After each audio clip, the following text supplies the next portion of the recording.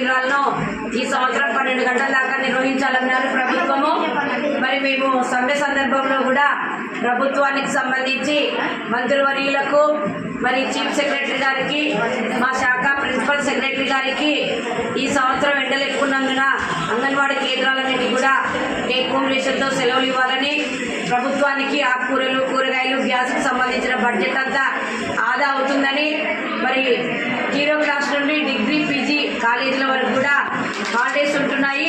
మరి అంగన్వాడీ చిన్నారులకు మాత్రం హాలిడేస్ లేవు. టీచర్లకు 15 రోజులు, హెల్పర్లకు 15 రోజులు సెలవులు ఉంటున్నాయి. మరి పెద్ద పిల్లలు, పేరెంట్స్ సెలవులకు, పెళ్లిళ్ళు, తిరునాళ్ళు, జాతరలు వెళ్తూ ఉన్నారు.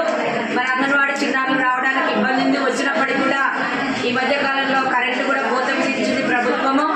మరి ఇప్పటికైనా ప్రభుత్వం పునరాలోచించి అంగన్వాడీ కేంద్రాలకి టేక్ హోమ్ రేషన్తో కూడుకున్నటువంటి మేనలంతా వేసవి సెలవులు ఇస్తే బాగుంటుంది. మరి లేని పక్షంలో సమయం అయినా సరే 12 గంటల నుండి 11 గంటల దాకా కుదించాలి. మరి నేడు రాష్ట్ర ప్రభుత్వము, కేంద్ర ప్రభుత్వము ప్రవేశపెట్టినటువంటి సంపూర్ణ పోషణ యాప్, పోషణ ట్రాకర్ యాప్లో పనిచేయడం కోసం చాలా లక్ష ప్రాబ్లమ్స్ ఉన్నాయి.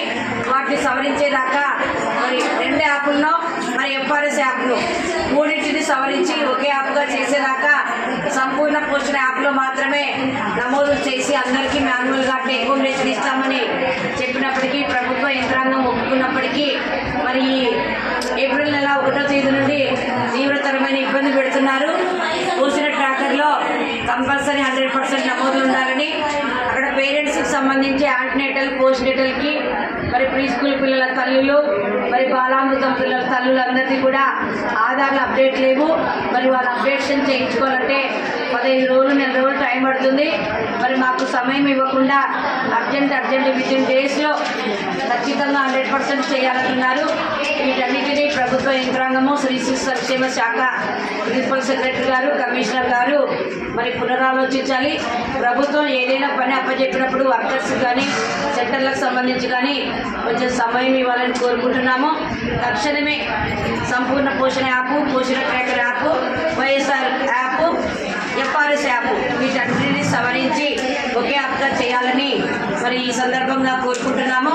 మరి అంగన్వాడీ సెంటర్లకు సంబంధించి, మెనూకు సంబంధించి మరి బిల్స్ కూడా 3 నెలల నుండి పెండింగ్ ఉన్నాయి. రెంట్స్కు, బిల్స్కు, ఈవెంట్స్కు సంబంధించిన బడ్జెట్ను తక్షణమే రిలీజ్ చేయాలి.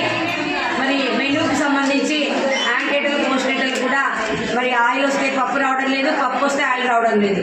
ఈ రెండు కరెక్ట్గా వస్తే ప్రీ స్కూల్ పిల్లలకి పప్పు రావడం లేదు, పప్పు వస్తే ఆయిల్ రావడం లేదు. మరి పోషణ ట్రాకర్లో సంపూర్ణ పోషణకి ఉన్నటువంటి లాభోక్తులందరికీ సరిపడా అన్ని ఇన్ టైంలో రైసు, పప్పు, ఆయిల్, మరి బాలామృతము, మిల్క్, వైఎస్ఆర్ కిట్లు 4-5 నెలల నుండి రాలేదు. తల్లులు పదే సెంటర్ల చుట్టూ వైఎస్ఆర్ కిట్ల కోసం తిరుగుతున్నారు. ప్రభుత్వం పునరాలోచించి వీటన్నింటినీ సమస్యలను పరిష్కరించినట్లా అంగన్వాడీ కేంద్రాలు సజావుగా సాగుతాయని ఈ సందర్భంగా తెలియజేస్తున్నాను. లలిత Andhra Pradesh anganwadi workers helpers association రాష్ట్ర ప్రధాన కార్యదర్శి, ఐఐటిస్ అనుబంధం.